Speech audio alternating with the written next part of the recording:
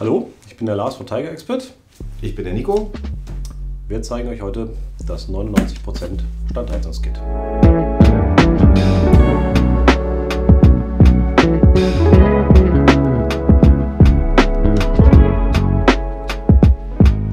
Und wie es mit jedem Kit ist, kommt das in der Kiste. Und die Kiste, die machen wir jetzt auf. Ich schreite zu hart.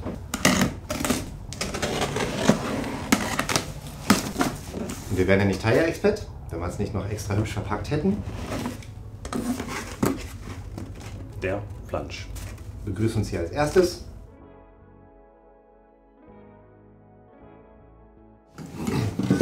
Drei Meter Warmluftrohr. Ein Y-Stück. Um das Ganze nach der Heizung schon mal in 2 Stränge zu verteilen. 2 Ausströmer. Passend zu dem Y-Stück, um das Ganze in 2 Stränge zu verteilen.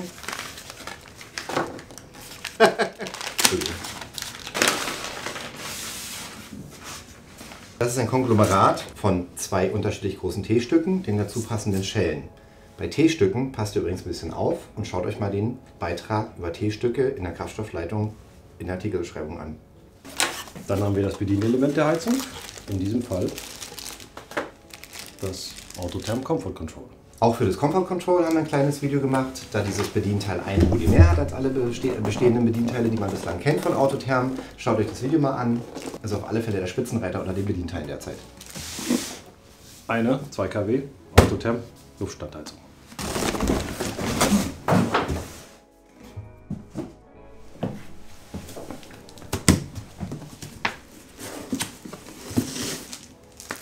Einmal die Garantiekarte, extrem wichtig, und die Seriennummer der Heizung mit dem Aufkleber, der auch auf der Heizung drauf ist, für den Fall, dass ihr die Heizung so verbaut, dass man sie nicht sehen kann. Klebt es an die A-Säule, an die B-Säule, sodass der Kollege vom TÜV sich genau das anschauen kann. Des Weiteren findet ihr allerlei Tütchen mit dem ganzen Zubehör. Wir haben zum Beispiel ein Tütchen mit den Kraftstoffverbindern. Da ist auch der Halter für die Pumpe drin und diverse weitere Schellen. Ganz wichtig, die Schellen vom T-Stück sind extra, die sind hier in diesen Tütchen nicht mit drin, weil von Autotherm ein T-Stück nicht vorgesehen ist, denn es gibt einen separaten Tankentnehmer. Halterung für den Auspuff, den Stecker der Kraftstoffpumpe, der ist nicht aufgepinnt, das müsst ihr selber machen. Wichtig ist darauf zu achten, dass die Kabel richtig einrasten.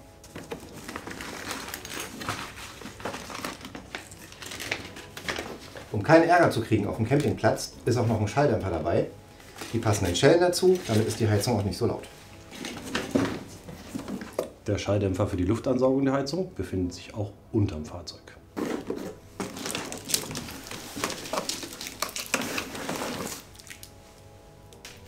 Das ist die Stromversorgung, der Sicherungskasten ist auch schon dran.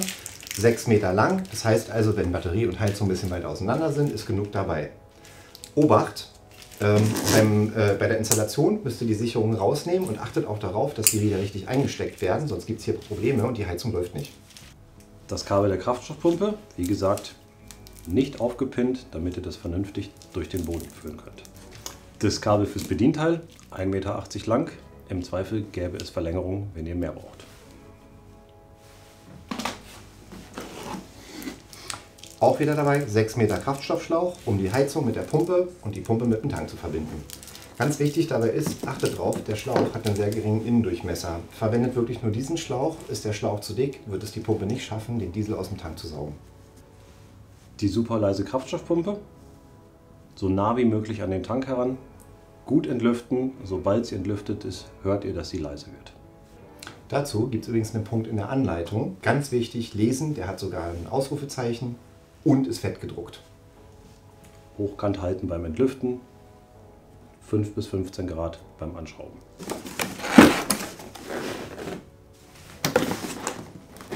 Oh, transportsichere Verpackung. Das Kernstück, die Heizung selbst. Auch hier nochmal der Aufkleber drauf. Ganz oft werden wir gefragt, wo ist eigentlich rein, wo ist raus. Da wo der Lüfter sitzt, geht die Luft rein. Da wo der Wärmetauscher sitzt, kommt sie raus. Abgasschlauch, ca. 1 Meter lang. Dazu Abgasisolierung, die ist ein bisschen kürzer als 1 Meter, sollte man verwenden für das Stück des Abgasschlauchs, was direkt aus der Heizung kommt, bis zum Schalldämpfer, weil da ist die Abgastemperatur am höchsten. Und zu guter Letzt der Tankentnehmer für die vernünftige Kraftstoffentnahme bei euch im Kraftstofftank. Mehr haben wir nicht. Mehr ist nicht drin.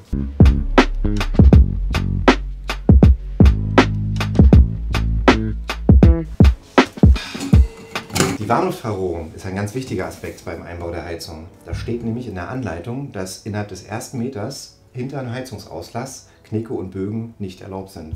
Das hat was mit dem Strömungswiderstand zu tun und mit Temperaturrückstau. Deshalb beachtet diese Hinweise, dann werdet ihr auch Spaß mit eurer Heizung haben. Knicke und Bögen werden immer dazu führen, dass eine Heizung relativ schnell überhitzt und wenn sie überhitzt, verrußt sie und das ist kein Garantiefall. Wir haben einen Flansch gebaut in mehreren verschiedenen Größen, mit dem ihr die Heizung einfach in euren Fußboden einbauen könnt.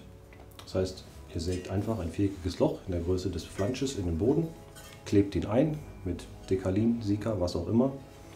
Und dann könnt ihr die Heizung sehr einfach richtig gerade auf den Fußboden schrauben. Zu diesem Flansch haben wir noch einen kleinen Tipp.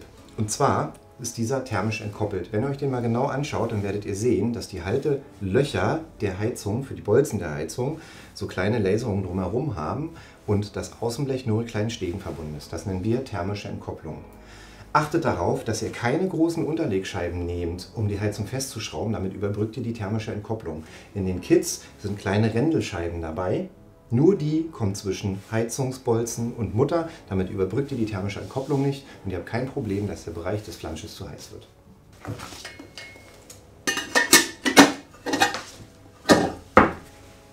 Der Flansch ist nicht nur dafür da, die Heizung einfach in den Unterboden einbauen zu können, sondern um eine möglichst plane Oberfläche zu schaffen. Wenn das nicht der Fall ist, dann kann es passieren, dass man die Heizung selbst gegen das Gehäuse zieht und dann zu Störungen kommt. Wenn ihr die Heizung verbaut, als Tipp, verbaut erst den Flansch an der Heizung, schraubt Auspuff und Ansaugung direkt so auf der Werkbank zusammen und klebt es erst dann ins Fahrzeug. Es ist viel einfacher, es ist viel weniger Arbeit und geht deutlich schneller. Wenn ihr ein T-Stück verwenden könnt, sprich ihr habt entweder ein sehr altes Auto mit einem drucklosen Kraftstoffsystem oder ein Fahrzeug mit einem Zuheizer, T5, T6 zum Beispiel, dann müsst ihr diese Kraftstoffschläuche jeweils auf der Hälfte teilen. Macht das Ganze mit einem Cuttermesser, nicht mit einer stumpfen Schere. Und dann habt ihr genug Stück, um die Kraftstoffpumpe und das T-Stück anschließen zu können. Eine Besonderheit am ACC-Bedienteil ist, dass hier hinten ein Stecker ist. Das ist neu, das hatten die anderen Bedienteile nicht. Da hatte man nur dieses Kabel, was fest mit dem Bedienteil verbunden war. Ihr müsst allerdings sehr vorsichtig sein, wenn ihr das abmacht. Hier ist ein kleiner Hebel und dann kann man das nach unten ziehen. Wenn man zu sehr daran reißt, dann reißt man auch diese Buchse ab. Also seid vorsichtig, wenn ihr es mal abmachen wollt oder bei der Erstmontage. Der Vorteil von diesem kleinen Stecker ist, dass ihr nicht so ein großes Loch in eure Möbel bohren müsst, um das ACC anzuschließen. Wenn ihr den Schalldämpfer verbaut und ihr könnt ihn so rum verbauen, sprich der größere Teil des Schalldämpfers ist oben, dazu den Abgasschlauch und das Ganze fallend verlegt von der Heizung aus bis zum Ende des Abgasrohrs, dann müsst ihr nicht zwingend ein Loch reinbohren für den Kondensablass. Umso länger das Abgasrohr, umso eine höhere Kondenswasserbildung habt ihr aufgrund der fallenden Temperatur im Abgasrohr. Wenn ihr den Kraftstoffschlauch kürzt, achtet darauf, dass ihr das ebenfalls mit einer Klinge macht. Wir im Kundensupport hatten schon Kunden, die haben das Ganze mit einem Seitenschneider gemacht, haben das Kraftstoffrohr zugekniffen und die Pumpe hat gepumpt und es kam nichts an. Solche Fehler zu finden, kann eine Ewigkeit dauern und sehr frustrierend sein.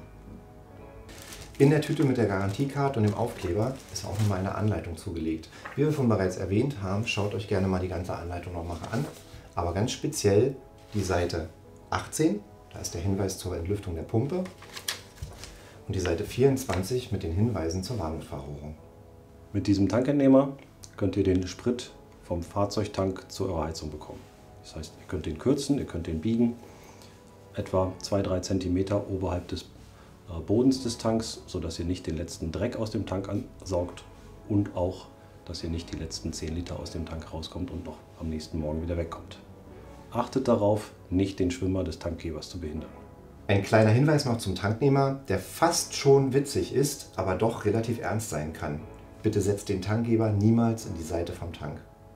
Wird in der Regel nicht dicht, der gehört nach oben. Gibt es auch einen kleinen Absatz in der Anleitung mit einem dicken Ausrufezeichen.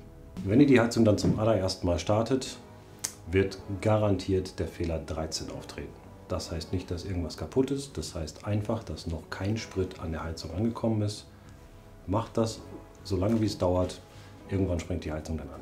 Wenn es dann nach dem 10. Mal doch nicht geklappt hat, könnt ihr euch gerne bei uns melden und dann geben wir euch sicherlich noch den einen oder anderen Tipp, wie ihr das Ding zum Laufen bekommt. So, nun habt ihr gesehen, was alles in unserem 99% Heizungs-Sorglos-Kit drin ist. Den Link, wo ihr das kaufen könnt, findet ihr unten in der Videobeschreibung. Bei Fragen meldet euch. Macht's gut. Tschüss.